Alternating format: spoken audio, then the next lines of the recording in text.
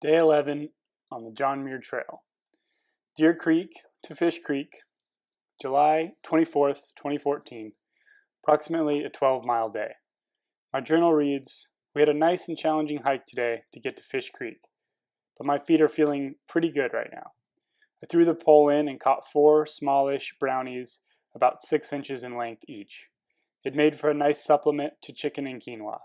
It's been great to have 2 days of crystal blue skies, and it's funny that we're battling sun and heat now as opposed to thunderstorms. A lot will still change over the next 3 weeks.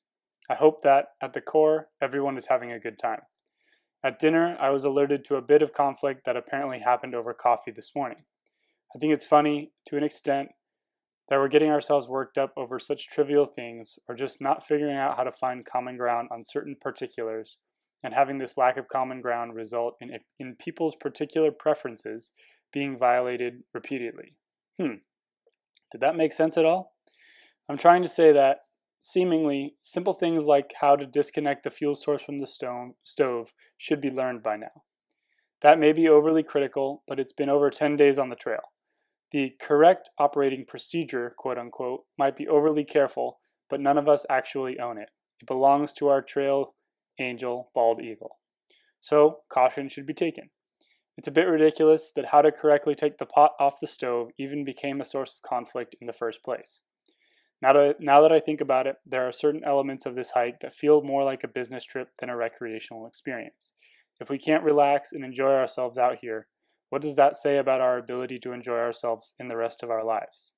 One of the many questions to be pondered, but now it is time to clean the rest of my things, put out the fire, and head to bed. Editor's note. I think I wound up being the last one awake on this particular evening, mainly because I had more cleaning to do after our fish meal. Obviously, I was feeling a bit neglected, and the first signs of the slight feelings of separation that occurred at moments on the trip crept in. This was, I think, perfectly natural, given that I was the 7th member of a group that consisted of 3 brothers and 3 of their closest childhood friends. Still, my slightly separated position put me in an interestingly observatory position, given that I had absolutely no history with 2 members of our group before setting out and limited history with 3 others.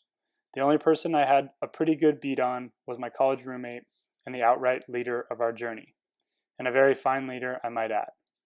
It's natural that other members have ideas for how best to do things.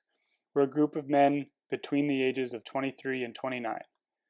Hopefully I'm getting that right.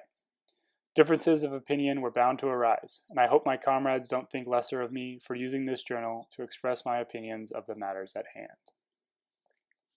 I hope you guys enjoyed that selection from day 11 on the John Muir Trail back in 2014.